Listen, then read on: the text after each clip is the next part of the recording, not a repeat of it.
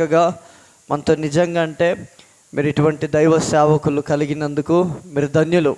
ఎందుకంటే నేను అప్పుడప్పుడు యూట్యూబ్లో అంకల్ గారి వర్తమానాన్ని నేను వింటూ ఉంటాను. చాలా మంచి ఉపదేశం సంఘానికి కావాల్సినటువంటి చాలా మంచి లోతైనటువంటి మర్మాల్ని అందిస్తూ ఉంటారు. నేను కూడా అప్పుడప్పుడు చూస్తూ బలపడుతూ ఉంటాను. నిజంగా నేను భావిస్తాను అటువంటి దైవ సేవకుల్ని మీరు కలిగినందుకు మీరు ధన్యులు. దేవునికి మహిమ కలుగునుగాక. హల్లెలూయా. స్తుతి పాడుటకే బ్రతికించిన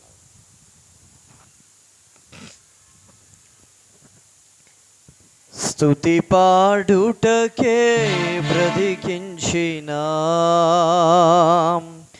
దేవుడు మమ్మల్ని ఇంతవరకు ఎందుకు బ్రతికించాడు తెలుసా? ఆయన్ని స్తుతించడానికి, ఆయన నామాన్ని ఘనపరచడానికి. ఎంతోమంది నేను మొన్న బెంగళూరు నుంచి మైసూరు ప్రయాణమై వెళ్తున్నాను కారులో. బెంగళూరు నుంచి మైసూరు ప్రయాణమై వెళ్తుంటే హైవే రోడ్లో నా కారు ముందు ఒక స్పాట్ యాక్సిడెంట్ జరిగింది. నైట్ అయ్యింది, వర్షం వస్తుంది, హైవేలో వాళ్ళు వెళ్తున్నారు. ముందు వెళ్ళినటువంటి కారు వాళ్ళని టచ్ చేసి వెళ్ళిపోయింది. క్షణాన్న 2 ప్రాణాలు విడిచిపెట్టారు. ఎన్నోసార్లు మేము బయటికి వెళ్తాం వస్తాం, కానీ ఏ అపాయం తగులుకున్నట్టుగా దేవుడు మమ్మల్ని కాపాడుతూ ఉన్నాడు. మమ్మల్ని కాపాడింది మేము తిన్నటువంటి ఆహారము కాదు, మేము సేవించినటువంటి గాలి కాదు. మమ్మల్ని కాపాడుతున్నది కేవలం దేవుని కృప, కేవలం దేవుని కృప. దేవునికి మహిమ కలుగునుగాక. ఆ నామాన్ని స్తుతిస్తూ ఘనపరుద్దాం. స్తుతి పాడుటకే బ్రతికించిన జీవనదాతవు నీవేనయ్యా. ఇన్నాళ్ళుగా నన్ను పోషించిన తల్లివలే నన్ను ఓదార్చిన నీ ప్రేమ ఎన్నడు మారదు నాపై యేసయ్యా. నీ ప్రేమ ఎన్నడు మారదు నాపై యేసయ్యా. జీవిత కాలమంతా ఆధారం నీవేనయ్యా. నా జీవిత కాలమంతా నిన్ను ఆరాధించి ఘనపరతును. జీవిత కాలమంతా ఆధారం నీవేనయ్యా. నా జీవిత కాలమంతా ఆరాధించి ఘనపరతును. ఆరాధించి ఘనపరతును.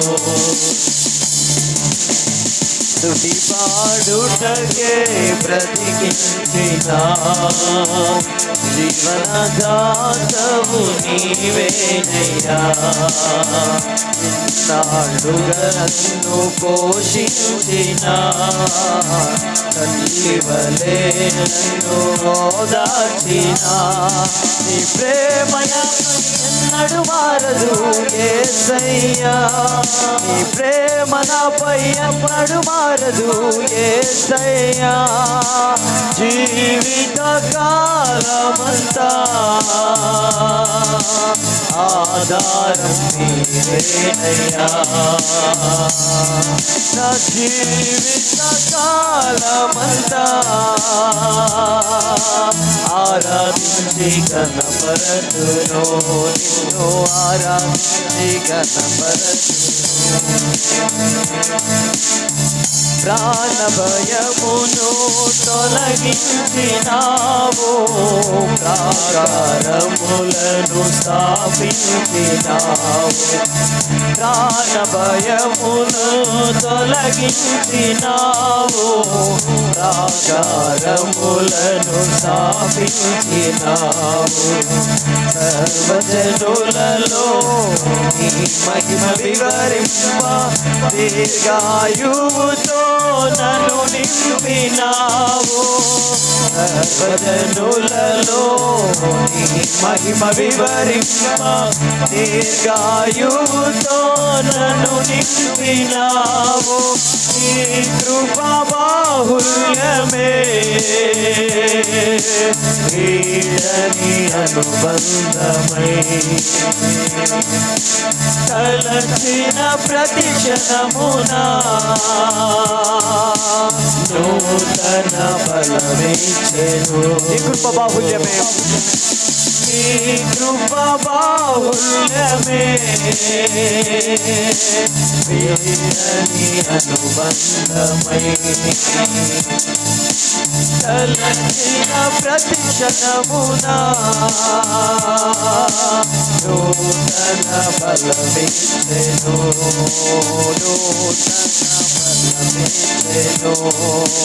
నూతన బలమిచ్చెను. నిన్నే నిన్నే కొలుతూనయ్యా, నీవే నీవే నా రాజువయ్యా. నిన్నే నిన్నే కొలుతూనయ్యా, నీవే నీవే నా రాజువయ్యా. యేసయ్యా యేసయ్యా నామమును ఉచ్చరిద్దాం. యేసయ్యా యేసయ్యా యేసయ్యా యేసయ్యా యేసయ్యా యేసయ్యా అందరూ చెప్తాం.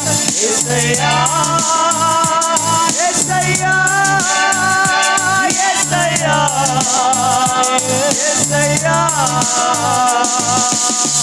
నిన్నే కొలుతున్నయ్యా, నీవే నీవే నా రాజువయ్యా. నిన్నే నిన్నే కొలుతున్నయ్యా, నీవే నీవే నా రాజువయ్యా.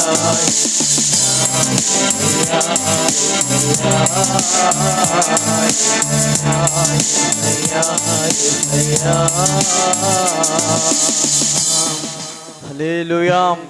దేవునికి మహిమ కలుగును గాక. మీ చేతిలో ఉన్నటువంటి బైబిల్ని మీరు తెరిచినట్లయితే లూకు సువార్త 5వ అధ్యాయం మొదటి కొన్ని వచనాలు ఎవరైనా ఒకరు చదివి సహకరించండి. త్వరగా లూకు సువార్త 5వ అధ్యాయం మొదటి వచనం నుంచి ఎవరైనా ఒకరు చదివి సహకరించాల్సిందిగా ప్రభు పేరిట మనవి చేస్తూ ఉన్నాను.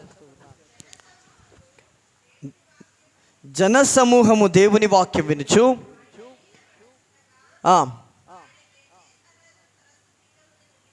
కొద్ది గట్టిగా చదవండి, ఎందుకంటే నాతో తెలుగు బైబిల్ లేదు, నాకు తెలుగు చదవడానికి కూడా రాదు సరిగా. జన సమూహము దేవుని వాక్యం వినుచు ఆయన మీద పడుచుండగా ఆయన గెనెజరేతు సరస్సు తీరాన నిలిచి 2 దోణులను చూచెను. జాలరులు వాటిలో నుండి దిగి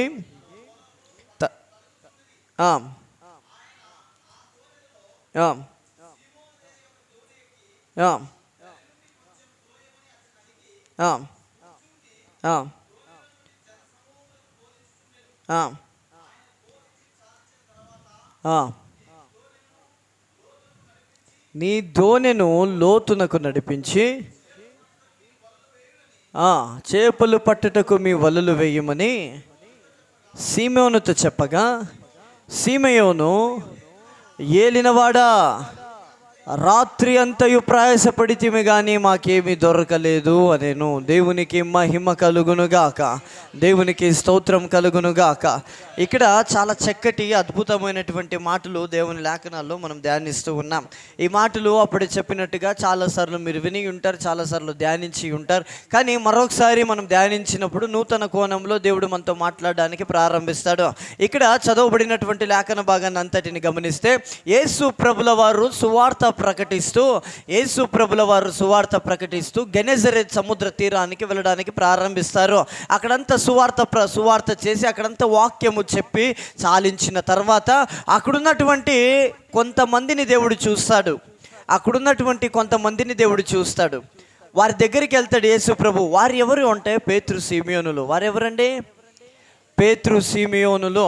వారి జీవితం ఏ విధంగా ఉంది అంటే ఎంటీ అయినటువంటి జీవితం, అనగా ఏమి లేనటువంటి జీవితం. వారి పరిస్థితులు ఏ విధంగా ఉంది అంటే వారు ఆ రోజు ఉద్యోగానికి వెళ్ళి ఏదైనా సంపాదిస్తే మాత్రమే ఇంట్లో వారికి తినడానికి ఉంటుంది. లేదు అంటే ఎంటీ అయినటువంటి జీవితం, చాలా కష్టంగా ఉన్నటువంటి జీవితం పేతురు, సిమియోను. అటువంటి పరిస్థితుల్లో ఉన్నటువంటి వారిని యేసు ప్రభుల వారు చూడడానికి ప్రారంభిస్తారు. దేవునికి మహిమ కలుగునుగాక, దేవునికి స్తోత్రం కలుగునుగాక. ఆ యవనస్తులను దేవుడు చూచిన తర్వాత దేవుడు వారితో మాట్లాడడానికి ప్రారంభిస్తారు. బాగా గమనించండి, యేసు ప్రభుని వారు వెదుకొని రాలేదు, కానీ యేసు ప్రభువే వారిని వెదుకొని వెళ్ళడానికి ప్రారంభించాడు. ఈరోజు ఇక్కడ కూర్చున్నటువంటి నీ జీవితంలో కూడా నీవు దేవుణ్ణి వెదుకొని రాలేదు, కానీ యేసు ప్రభుల వారు నిన్నే వెదుకొని రావడానికి ప్రారంభించాడు. దేవునికి మహిమ కలుగునుగాక. ఇన్ కేస్ యేసు ప్రభు నిన్ను నన్ను వెదుకొని రాలేకపోయింటే ఈరోజు ఎక్కడో లోకంలో ఉండి నశించిపోయే వాళ్ళమేమో, లేదంటే ఎక్కడెక్కడో ఏ విధంగా ఉండేదేమో మా జీవితాలు. కానీ దేవుడు నమ్మదగిన వాడండి. ఎక్కడ మేము నరకానికి వెళ్తామని ఆయన పరలోకాన్ని విడిచిపెట్టి ఈ లోకానికి దిగి వచ్చి నిన్ను రక్షించడానికి ఆయన దిగి వచ్చి ఉన్నాడు. దేవునికి మహిమ కలుగునుగాక. అటు రీతిగా ఉన్నటువంటి యవనస్తుల్ని యేసు ప్రభుల వారు చూసి వారి దగ్గరికి వెళ్ళి దేవుడు మాట్లాడుతున్నాడు. ఏం మాట్లాడుతున్నాడు అంటే, అక్కడ సువార్త అంతా చెప్పాడు దేవుడు. ఆల్రెడీ వాక్యాన్ని అంతటిని ప్రకటించిన తర్వాత నెక్స్ట్ వారి అడుగులు అంటే వారి జీవితం, అనగా వారి ధోనిలోనికి యేసు ప్రభుల వారు అడుగు పెడతారు. ఎక్కడ అడుగు పెడతారు? దోనె అనగా జీవితాలుగా భావిద్దాం. దోనె అనగా జీవితాలుగా భావిద్దాం. వారి ధోనిలోనికి యేసు ప్రభు అడుగు పెడతారు. మొట్టమొదటిగా యేసు ప్రభు అక్కడ వారితో అడిగినటువంటి మాట ఏంటంటే, నీ ధోనిలోనికి నేను రావచ్చా అనేటువంటి మాటను యేసు ప్రభుల వారు చెప్తారు. యేసు ప్రభు నీ ధోనిలోనికి అనగా, ధోని అనగా జీవితాలుగా తీసుకుందామన్నాను. ధోని అనగా జీవితాలుగా తీసుకుందామని నీ ధోనిలోనికి అనగా నీ జీవితంలోనికి నేను అడుగు పెడతానన్నప్పుడు పేతురు, సిమియోను వద్దు అనలేదు. ఇంకా అప్పటికి ఆయన ఎవరో తెలీదు, వాళ్ళకి ఈయన దేవుడని తెలీదు. అయినప్పటికీ అడుగు పెడతానన్నప్పుడు యేసు ప్రభుని ఆహ్వానించడానికి ప్రారంభించారండి. యేసు ప్రభుని వారి జీవితంలో అంగీకరించడానికి ప్రారంభించారు. ఇవన్నీ వాక్యాలు అందరికీ తెలిసినటువంటి వాక్యమే. ఇప్పటికే యేసు ప్రభుని అంగీకరించారు, యేసు ప్రభులు నడుస్తున్నారు, సంఘానికి వస్తున్నారు, అన్నీ బాగానే ఉన్నాయి. కానీ యేసు ప్రభు మన జీవితంలో వచ్చిన తర్వాత, యేసు ప్రభులో సంఘానికి నడిపించబడుతున్న తర్వాత 2 అనుభవాలు నిశ్చయముగా మన జీవితంలో ఉండాలి.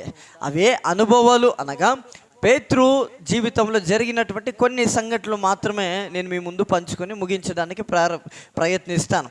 అక్కడ యేసు ప్రభు వారి జీవితంలో అడుగు పెట్టిన తర్వాత యేసు ప్రభు మాట్లాడడానికి ప్రారంభిస్తూ ఉన్నారు. నీ దోణెను లోతునకు నడిపించు, నీ దోణెను సముద్రంలో లోతునకు నడిపించు అంటున్నారు. అక్కడ బాగా గమనించండి, యేసు ప్రభు మాట్లాడుతున్నప్పుడు, యేసు ప్రభు వారితో మాట్లాడినప్పుడు లోతుగా నడిపించు అన్నారు యేసు ప్రభుల వారు. పేతురు, సిమియోను రాత్రంతా ప్రయాసపడితే మాకేమీ దొరకలేదు ప్రభు అంటారు లేదండి. రాత్రంతా ప్రయాసపడితే మాకేమీ దొరకలేదు, కానీ నీ మాటకు విశ్వసించి మా ధోనిను లోతునకు నడిపిస్తాం అన్నారు. దేవునికి మహిమ కలుగునుగాక. ఈరోజు సంఘానికి నడిపించబడుతున్నటువంటి నీవు, సంఘానికి వస్తున్నటువంటి నీవు ఎన్ని వాక్యాలు వింటూ ఉన్నారు. ఫోన్లు తీస్తే యూట్యూబ్లో వాక్యాలే పెట్టుకుంటారు. మరి మీకు తెలిసినంత వాక్యం మర్మాలు ఇంకొకరికి తెలీదు. అన్ని వాక్యాలు మీ మైండ్లో స్టోర్ అయి ఉంటుంది, అన్ని మర్మాలు మీ మైండ్లో స్టోర్ అయి ఉంటుంది. కానీ మీరు ఏం చెయ్యట్లేదు అంటే వాక్యానుసారంగా జీవించట్లేదు అంతే. వాక్యాలు వింటున్నారు, బాగానే వింటున్నారు, చక్కగా వింటున్నారు. అందుకే దేవుడు అంటాడు, ఏమంటాడంటే, ఈ ప్రజలు కేవలం నోటి మాటతో నన్ను గణపరుస్తున్నారు, కానీ వారి హృదయము నాకు ఎంతో దూరముగా ఉంది అంటున్నాడు ఆయన. ఇక్కడ చూడండి, ఎంతమంది హృదయాన్ని దూరంగా ఇంట్లో పెట్టొచ్చారో నాకు తెలీదు. ఎంతమంది మీ హృదయాలు, మీ మనసు గ్యాస్ దగ్గర ఉందో నాకు తెలీదు. అయ్యో ఇంట్లో తాళాలేసి వచ్చానా లేదో నాకు తెలీదండి. వాక్యాలు వింటూనే ఉన్నారు. ఎన్ని మర్మాలు విన్నారో. నిజంగా నేను అంటాను, ఇలాంటి దైవజనుని మీరు కలిగిన దానికి మీరు ధన్యులు. చాలా చోట్ల ఇటువంటి ఉపదేశాలు లేవండి. చాలా చోట్ల ఇటువంటి ఉపదేశాలు లేవు. ఇలాగ చార్ట్ వేసి ఎంత క్లీన్ అండ్ క్లియర్గా చెప్పేటువంటి సేవకులు దొరకట్లేదు ఈ కాలంలో. చాలామంది ఆశీర్వాదాలే బోధిస్తూ ఉన్నారు. నువ్వు ఇవ్వు, దేవుడు నిన్ను దీవిస్తాడు, ఇటువంటి వాక్యాలే చెప్తూ ఉన్నారు. కానీ నీవు పరలోక రాజ్యములో నిలబడడానికి కావలసినటువంటి మర్మాలివి. అటువంటి సంఘములో నువ్వు ఉన్నావు. నిజంగా నీవు ధన్యురాలివి, ధన్యుడవు. వింటున్నటువంటి వాక్యాన్ని క్రీస్తు ఎప్పుడో నీ జీవితంలో అడుగు పెట్టాడు. ఎప్పుడో దేవుడు నీతో పాటు నడుస్తూనే ఉన్నాడు. వాక్యాన్ని వింటూనే ఉన్నావు. కానీ వినిన వాక్యాన్ని అనుసరించి జీవించట్లేదు అంతే. నువ్వెక్కడ తప్పు చేస్తున్నావు తెలుసా? ఎక్కడ నీ జీవితంలో మిస్టేక్ జరుగుతుంది తెలుసా? సింపుల్, విన్న వాక్యానుసారంగా జీవించకపోతున్నావు. అవునండి. పోయిన వారం చెప్పిన వాక్యం ఈ వారం అడిగితే చాలామందికి తెలియదు. ఈ చెవిలో వింటున్నారు, ఈ చెవిలో విడిచిపెడుతున్నారు. ఒక వాక్యం ఒక సేవకుడి సిద్ధపరచాలంటే రాత్రంతా ప్రభు పాదాలు పట్టుకుంటారు. రాత్రంతా దేవునితో ఒకలాగా నిద్ర ఉండదు. రాత్రంతా ప్రభా నీ ప్రజలు ఏ పరిస్థితుల్లో వస్తారో వారికి ఏ మాటలు అందించాలి ప్రభా, రాత్రంతా ఖచ్చితంగా కూర్చుంటారు. అలా వాక్యాన్ని సిద్ధపరచుకొని వస్తే వాక్యాన్ని వింటున్న కొంతమంది ఏంటంటే సేవకులు భయాన్ని కొరకు కూర్చుంటారు. మీరు భయపడవలసింది సేవకులు కాదు, దేవునికి భయపడండి. మొదటికి దేవునికి భయపడండి. అయ్యో నేను ఇప్పుడు వాక్యం వినకపోతే లేచి బయటికి వెళ్తే ఈయన తిడతాడేమో, కాదండి. ఈయన ఇప్పుడు తిట్టవచ్చు, నువ్వు పరలోక రాజ్యంలో గ్యారెంటీ ఉందా నీకు వస్తానని? వాక్యం బైబిల్ గ్రంథంలో చాలా స్పష్టంగా రాయబడి ఉన్నాయి. మేము రెండో రాకడకు చాలా నియర్గా ఉన్నాం. త్వరగా ఆయన రాబోతూ ఉన్నాడు. ఇంకా నువ్వు ఉన్న పరిస్థితుల్లో ఉండడానికి వీల్లేదు. ఇంకా నీ భక్తి జీవితం ఏ విధంగా ఉందో అదే విధంగా ఉండడానికి వీల్లేదు. అందుకే పరిశుద్ధాత్మ దేవుడు నీతో మాట్లాడుతూ ఉన్నాడు. యేసు ప్రభుని అంగీకరించినటువంటి నీవు ఆయన మాట వినడానికి ప్రారంభించు. ఆయన మాటకు లోబడ్డానికి ప్రారంభించు. ఏ క్రైస్తవుడు దీవించబడతాడు తెలుసా? ఏ క్రైస్తవుడు ఆశీర్వదించబడతాడు తెలుసా? దేవుని మాటను విని వాటిని అనుసరించి జీవించిన వాడు మాత్రమే దీవించబడతాడు, ఆశీర్వదించబడతాడు. లేదు మీరు చెప్పుకోండి పాస్టర్ గారు, నాకు ఇష్టమైనట్టుగా నేను జీవిస్తాను అంటే కన్నీళ్ళు ఆగవు, అలాగనే ఉంటాయి. నీ కుటుంబ పరిస్థితి, నీ భర్త మారడు, అలాగనే ఉంటాడు. వాక్యాలు వింటున్నావు, ఏం జరుగుతుంది నీ జీవితంలో? ఎన్ని ప్రసంగాలు విన్నారో ఒకసారి ఆలోచించండి మీరే. ఎన్ని వేల ప్రసంగాలు, ఎన్ని వేల మర్మాలు విన్నారు. మీకు ఇంకొక అద్భుతమైనటువంటి విషయం చెప్తాను. సైతాను కూడా చక్కగా వాక్యం చెప్పగలడు. మనకన్నా బాగా వాక్యం చెప్పగలడు. మీకన్నా బాగా పాటలు పాడగలడు సైతాన్. మీకన్నా బాగా ఆరాధన చేయగలడు. పరలోకంలో వాడు దూత అండి, లూసిఫర్. దేవునికే ఆ సైతాన్ లూసిఫర్ ఆరాధిస్తుంటే దేవుడు మురిసిపోయేవాడంట, దేవుడు సంతోషించేవాడంట. కానీ వాడు చెయ్యలేనిది ఏం తెలుసా? వాక్యానుసారంగా జీవించడం. అందుకే త్రోయబడ్డాడు.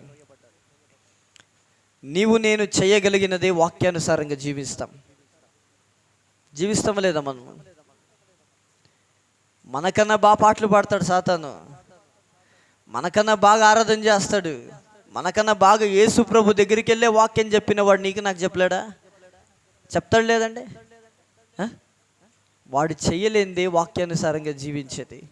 అది నువ్వు చేయగలం. ఎప్పుడైతే నువ్వు వాక్యాన్ని విని వాటిని అనుసరించి జీవిస్తామో అప్పుడు నిశ్చయముగా మన జీవితంలో దేవుడు గొప్ప కార్యం చేయడానికి ప్రారంభిస్తాడండి. దేవునికి మహిమ కలుగునుగాక, దేవునికి స్తోత్రం కలుగునుగాక. చదవండి ఆ మాట, 3వ వచనం చదవండి సిస్టర్.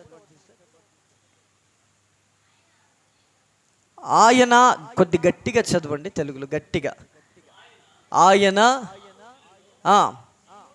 సీమోనుదైన ఒక దోణి ఎక్కి,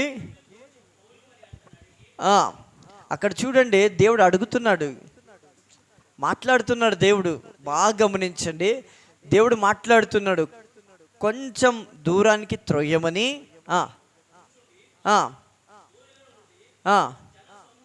జన సమూహమునకు వాక్యం బోధిస్తూ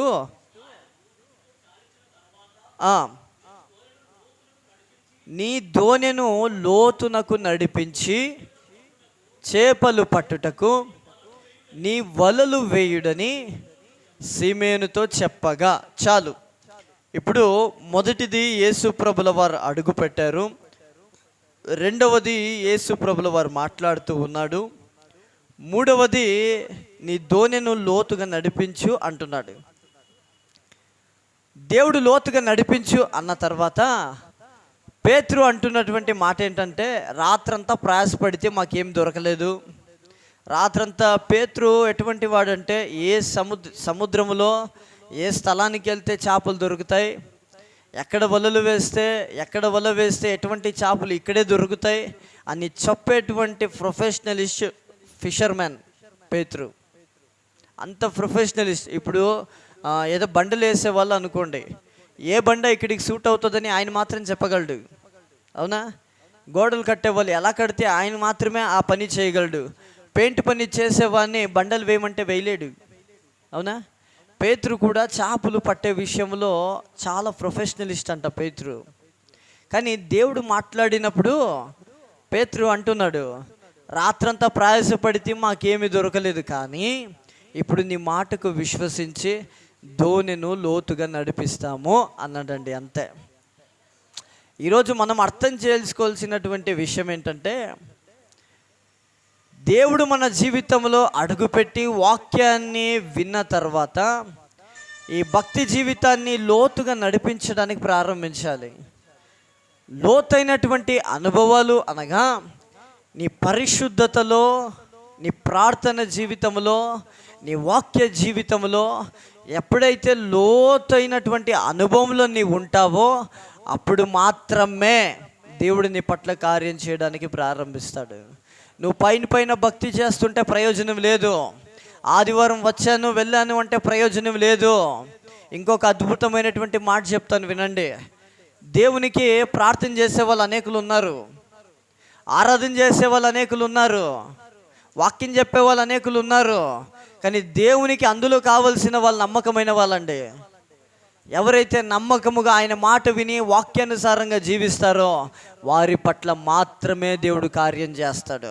ఒక ఉద్యోగానికి మీరు వెళ్తున్నారు, ఉద్యోగానికి వెళ్తున్నప్పుడు అక్కడ కొన్ని కండిషన్స్ పెడతారు. కండిషన్స్ పెడితే ఇలా చేస్తేనే నీకు శాలరీ ఇస్తామంటారు. సంఘంలో వస్తున్నావు, నువ్వు ఏదో ఆదివారం చర్చికి వెళ్ళేసి వస్తే నాది అయిపోయింది, నా డ్యూటీ అయిపోయిందని అనుకోవడానికి వీల్లేదు. నీకు కొన్ని నిబంధనలు ఉన్నాయి. అవి ఎప్పుడైతే నువ్వు చేయడానికి ప్రారంభిస్తావో అప్పుడు మాత్రమే దేవుడు నీ పట్ల కార్యం చేయడానికి ప్రారంభిస్తాడు. ఇక్కడ చూడండి, ఆత్మీయ ఎదుగుదల చాలా అద్భుతమైనటువంటి విషయం. అది నీవు ఆత్మికంగా ఎదుగుదల పొందాలి అంటే వాక్యములో లోతైనటువంటి అనుభవం ఉండాల, ప్రార్థన జీవితంలో లోతైనటువంటి అనుభవం ఉండాల. లోతైనటువంటి అనుభవంలోనికి వెళ్దాం కొద్దిగా. మొదటి రోమపత్రిక 8వ అధ్యాయం చూడండి ఒకసారి. రోమీయులకు 8వ అధ్యాయము 5వ వచనం నుంచి చదవండి. శరీరానుసారులు శరీర విషయముల మీద మనసుంతురు, ఆత్మానుసారులు ఆత్మ విషయముల మీద మనసుంతురు. శరీరానుసారమైనటువంటి మనసు మరణము, ఆత్మానుసారమైనటువంటి మనసు జీవమును సమాధానమై ఉన్నది. దేవునికి మహిమ కలుగునుగాక, దేవునికి స్తోత్రం కలుగునుగాక.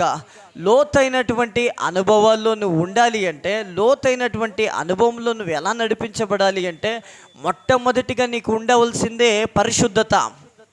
దేవుని సన్నిధిలో నడిపించబడుతున్నటువంటి నీవు, ప్రార్థిస్తున్నటువంటి నీవు, దేవుని రాకడలో నువ్వు ఎత్తబడేటువంటి వ్యక్తిగా ఉండాలి అంటే నీలో కంపల్సరీ మస్ట్ అండ్ షుడ్ ఉండవలసిందే పరిశుద్ధత.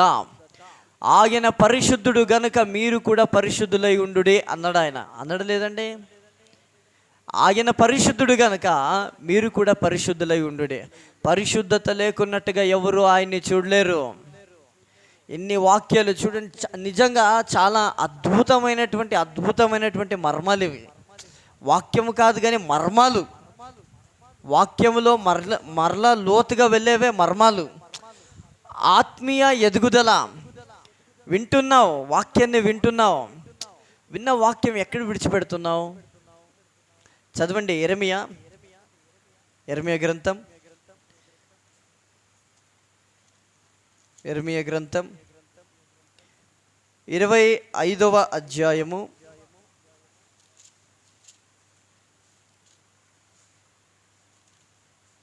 1 యెరెమీయా గ్రంథం, యెషయా గ్రంథం చదవండి ఒకసారి. 27వ అధ్యాయము 13వ వచనం.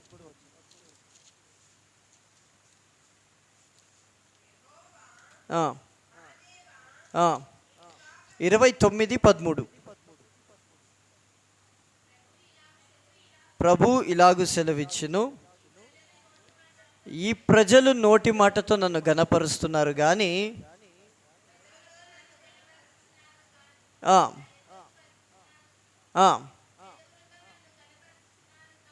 పెదవులతో నన్ను ఘనపరుస్తున్నారు కానీ తమ హృదయమును నాకు దూరము చేసుకుని వారు నా ఎడల చూపు భయభక్తులు మానవ విధులను బట్టి నేర్చుకొనినవి కాగా మరలా ఈ జనుల ఎదుట. చాలు, ఈ మాట అలాగనే ఉంచుకోండి. యెహెజ్కేలు గ్రంథం 33:31 చదవండి. ఇప్పుడు 33:31.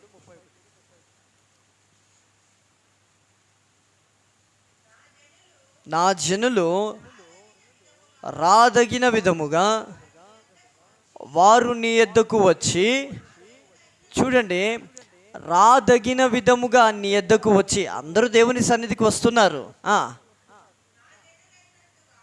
ఆయన ప్రజలైనట్టుగా, క్రీస్తును నమ్ముకున్న వారట్టుగా అంటే నటిస్తూ ఉన్నారు దేవుని సంఘంలో. నేను నమ్ముకున్నాను దేవుణ్ణి, చర్చికి వెళ్తున్నాను అంతే, అదే విధంగా ఉన్నారు. నటించేటువంటి భక్తి దేవునికి అవసరం లేదు. దేవుడు వేషధారినైనా క్షమిస్తాడు కానీ నాటకము చేసేవారిని మాత్రం నటించేవారిని మాత్రం క్షమించేటువంటి దేవుడు కాదు ఆయన. చదవండి సిస్టర్.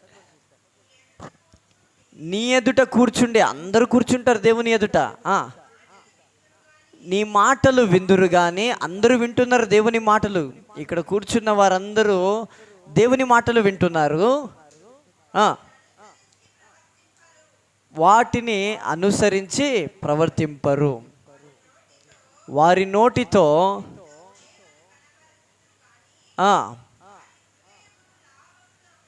వారి హృదయము లాభము అపేక్షించుచున్నది.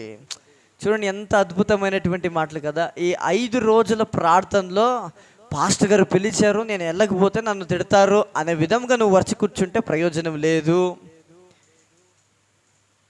నేను ఏదైనా దేవుడి నుంచి పొందుకోవాలా, దేవుడు నాతో మాట్లాడతాడు, దేవుడు నన్ను దర్శిస్తాడు అనే ఆశతో, కృష్ణతో ఎవరైతే దేవుని సన్నిధిలో వచ్చి కూర్చొని మాటలు వినడానికి ప్రారంభిస్తారో వారి పట్ల దేవుడు కార్యం చేయడానికి ప్రారంభిస్తాడండి.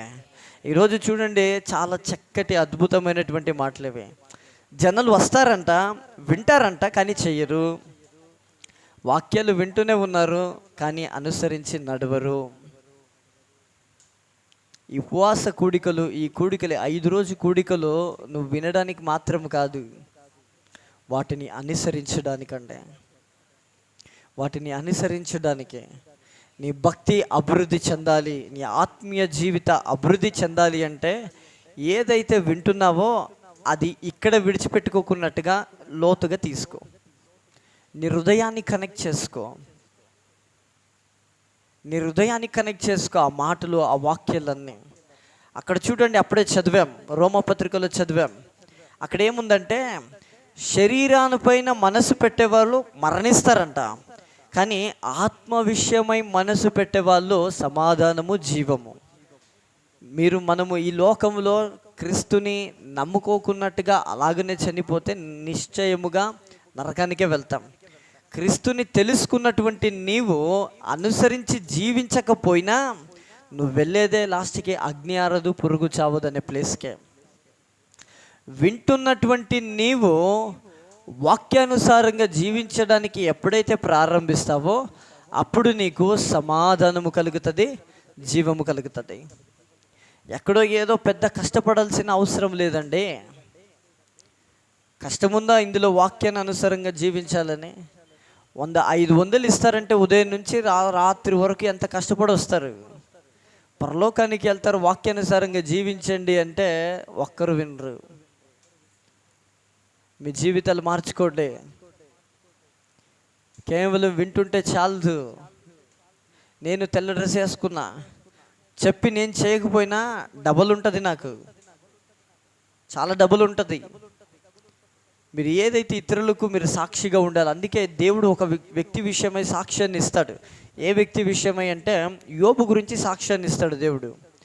అతడు యథార్థవంతుడు, అతడు న్యాయవంతుడు, అతడు దేవుని యందు భయభక్తి కలిగిన వాడు, అతడు చెడుతనాన్ని విసర్జించిన వాడు అని దేవుడే సాక్ష్యాన్ని ఇస్తాడు ఒక వ్యక్తి విషయమై.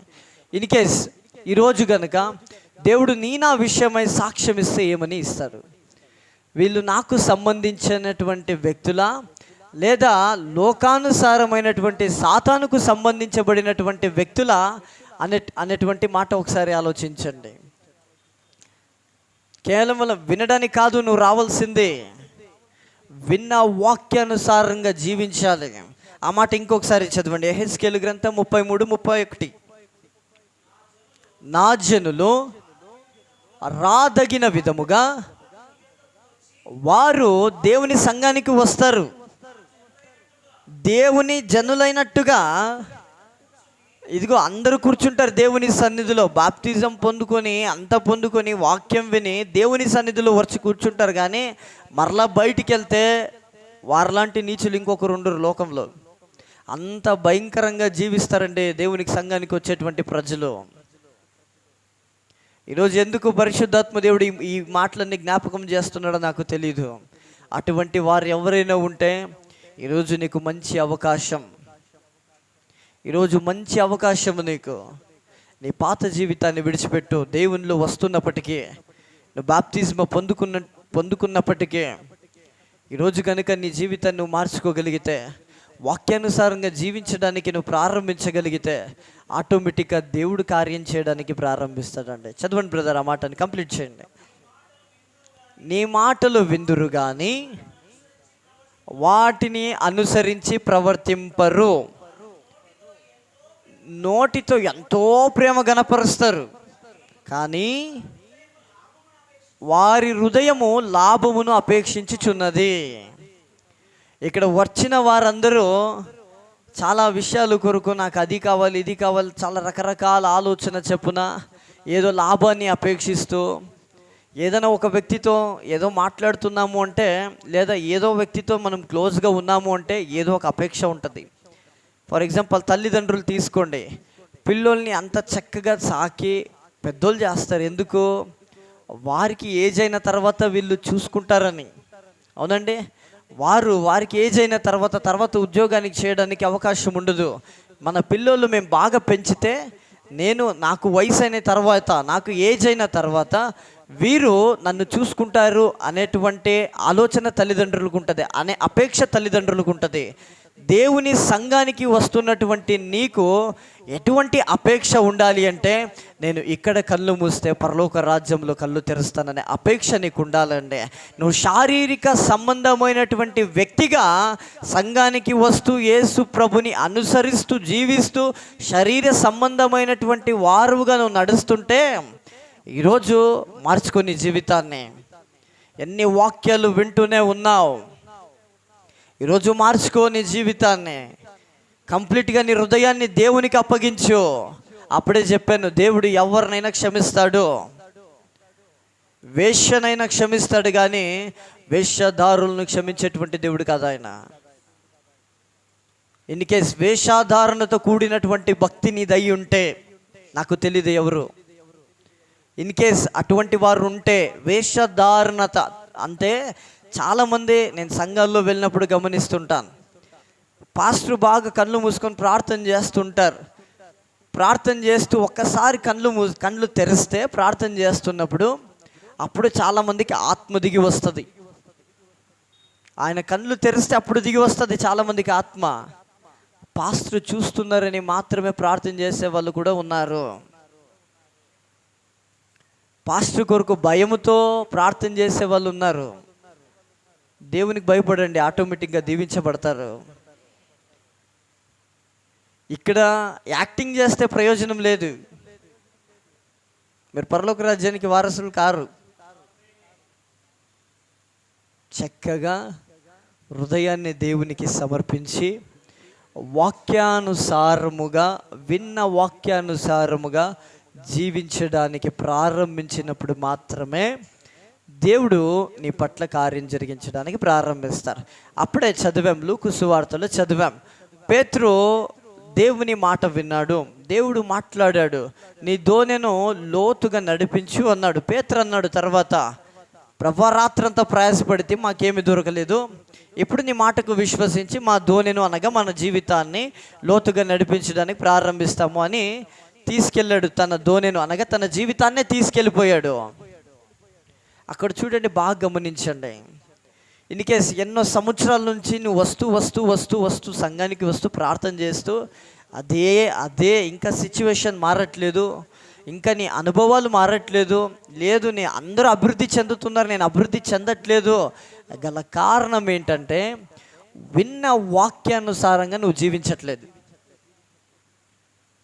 విన్న వాక్యానుసారంగా నువ్వు జీవించట్లేదు. ఎంతోమంది చూడండి, కొత్తగా దేవుని సన్నిధి ప్రభుని నమ్ముకొని ఎంత అభివృద్ధి చెందుతారో.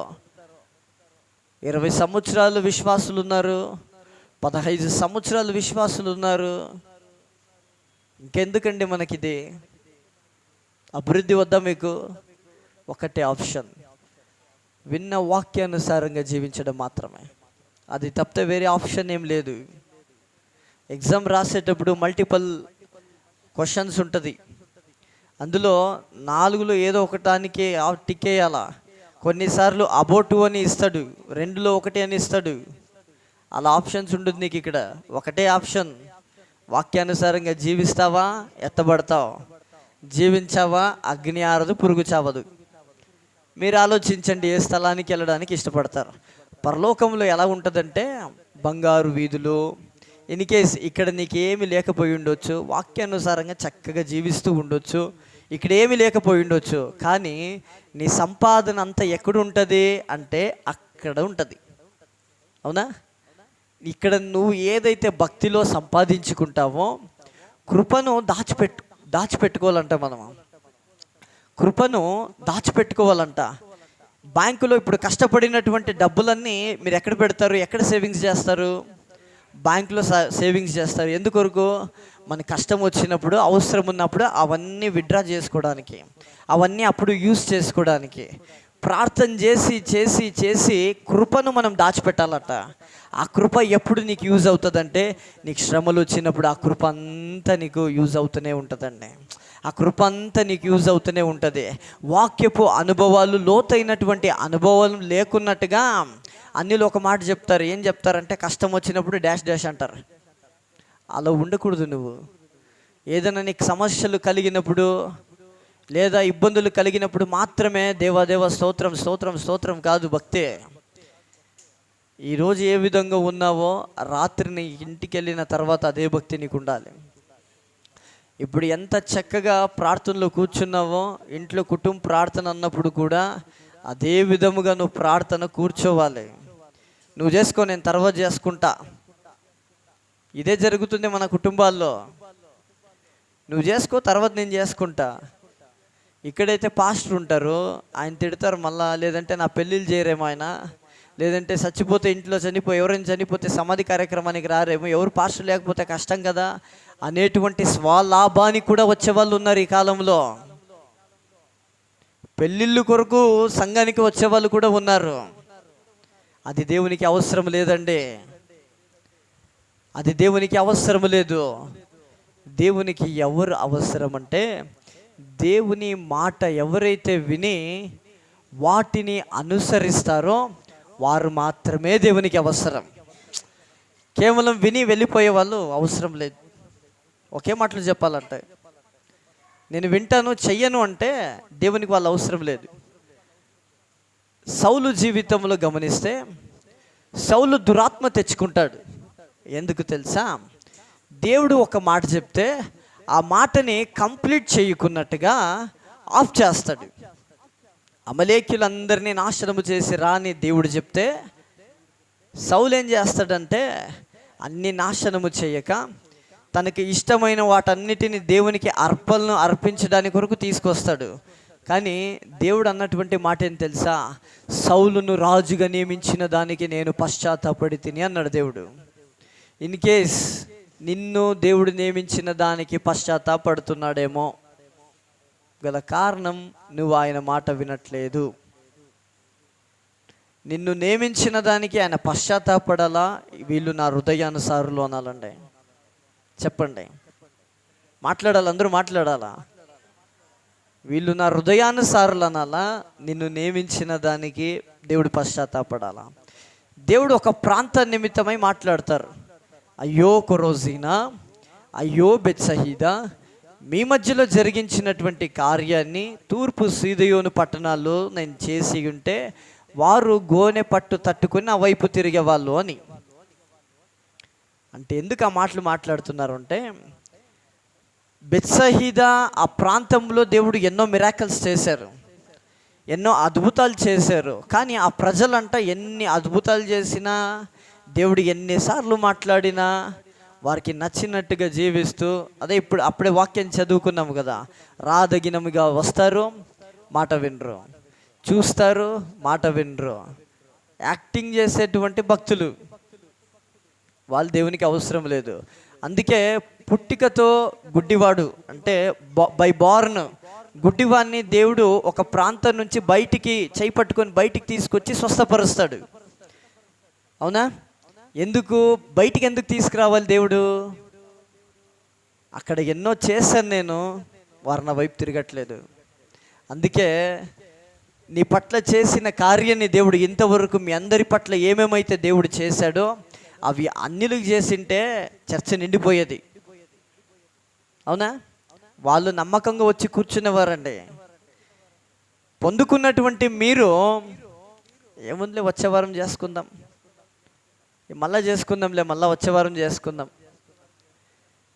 మరలా చెప్తున్నాను, మనకు ఆప్షన్ ఒకటే, మనకు నిజమైనటువంటి దేవుడు ఒకడే, ఆయన యేసు ప్రభు.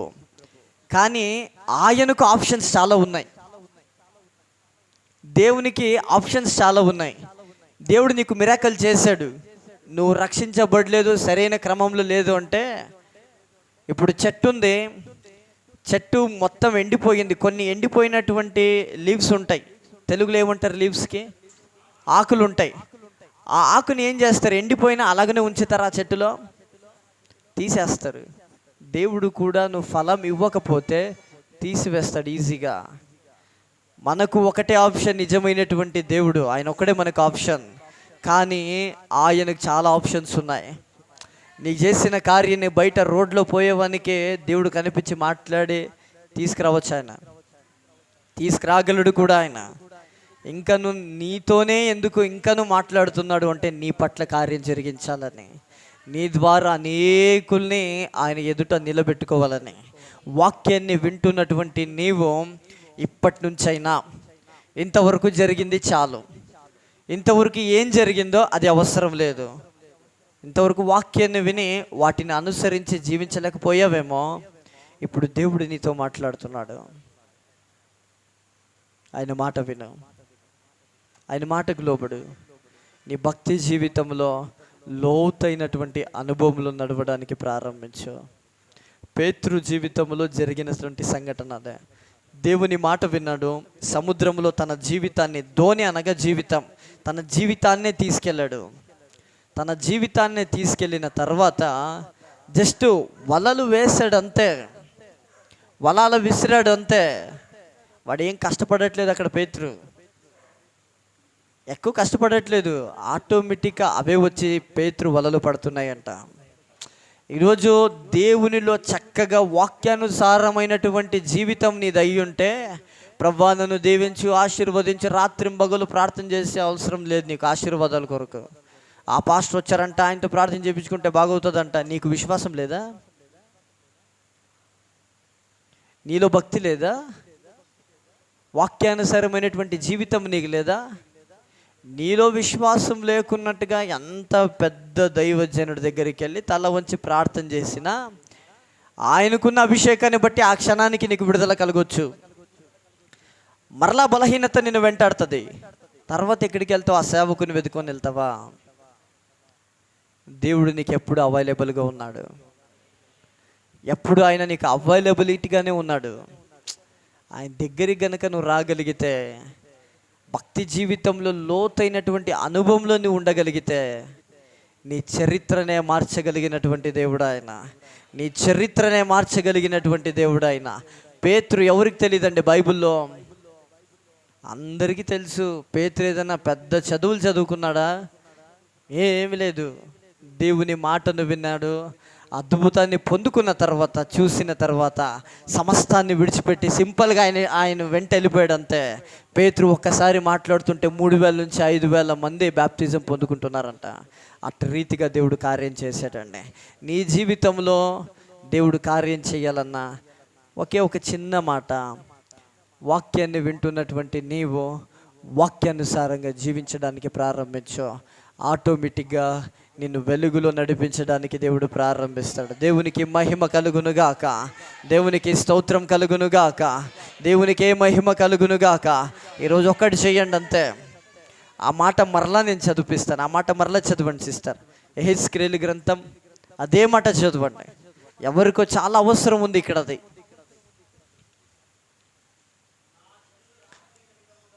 అందరూ చదవండి మాట, అందరూ చదవండి. మీ చదువు రాకపోయినా బ్రదర్ వీలైతే మైక్ తీసుకొని చదువుతారా? మైక్ తీసుకొని చదవండి. అందరూ చదవాలి మాట. ఇది అందరికీ అవసరమైనటువంటి మాటలే. నేనేదో వచ్చాను, నన్ను మొట్టమొదటిసారిగా పిలిచారు, దీవించునుగాక, ఆశీర్వదించునుగాక అని గట్టిగా అరిచేర్చి ఇక్కడి నుంచి ఎగిరి అక్కడ పడి వాక్యం చెప్తే, బా ఏం చెప్పాడండి ఈయన అంటారు. చాలా మంచి పాస్టర్ అటువంటి వారు.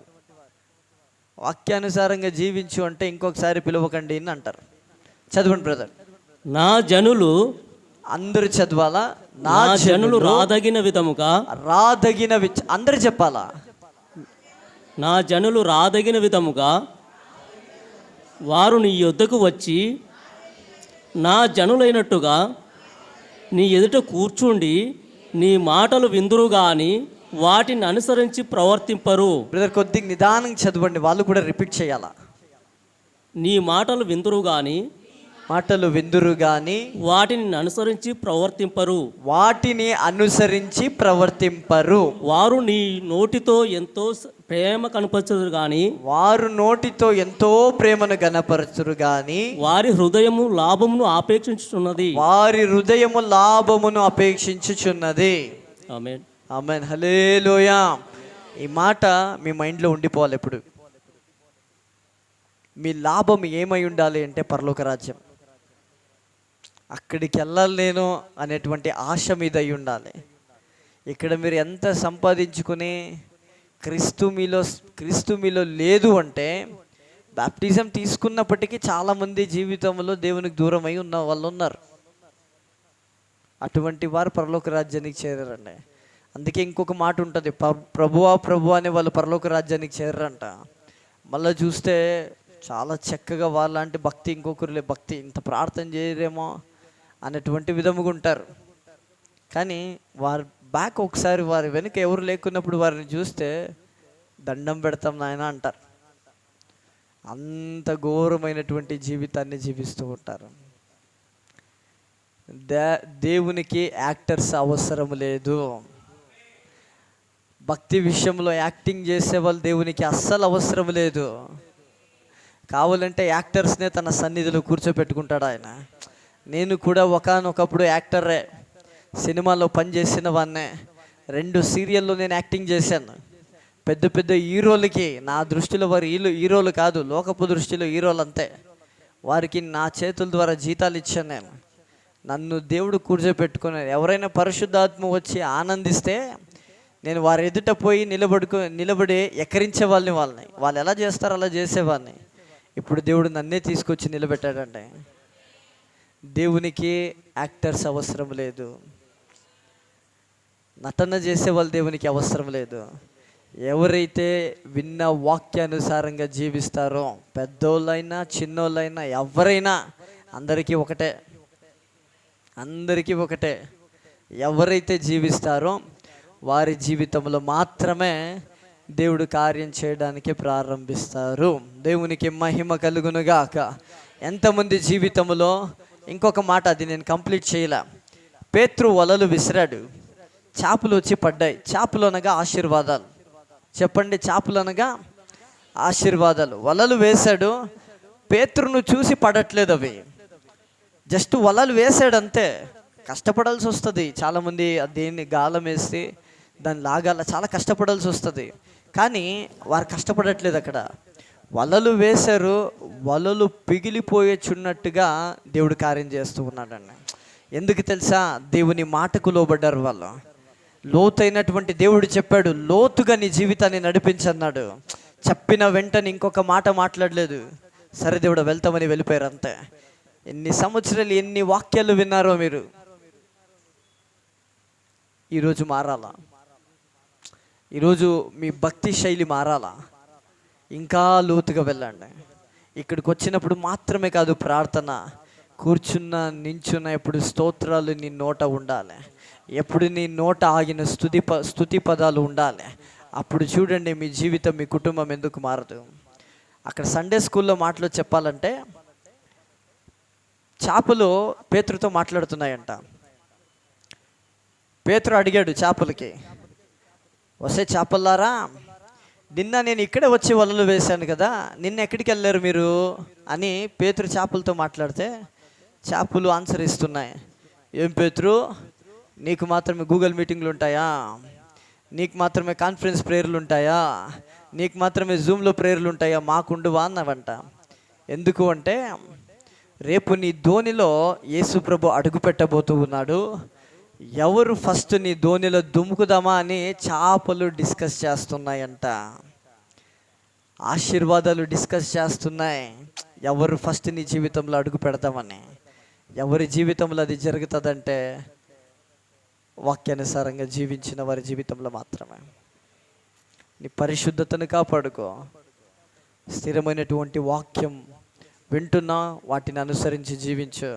ఆటోమేటిక్గా దేవుడు కార్యము చేయడానికి ప్రారంభిస్తాడు. దేవునికి మహిమ కలుగునుగాక. దేవునికి స్తోత్రం కలుగునుగాక. నేనైతే గొప్ప గొప్ప మర్మాలు అయితే నేనేం చెప్పట్లేదు. చాలా సింపుల్గా అందరికీ అర్థమయ్యే విధంగా చెప్తున్నాను. అందరికీ అర్థమవుతుందా?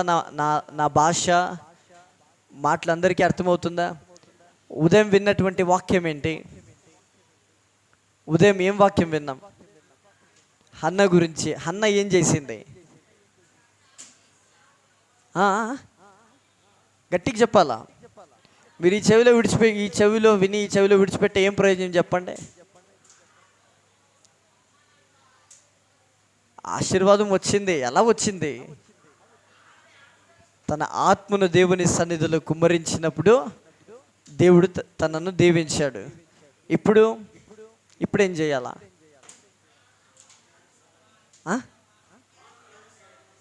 వాక్యానుసారంగా జీవించాలి. మన భక్తి జీవితాన్ని లోతుగా నడిపించినప్పుడు మాత్రమే దేవుడు కార్యం చేయడానికి ప్రారంభిస్తాడు. దేవుడి కొద్ది మాటలను దీవించి ఆశీర్వదించునుగాక. అందరూ మోకరించండి.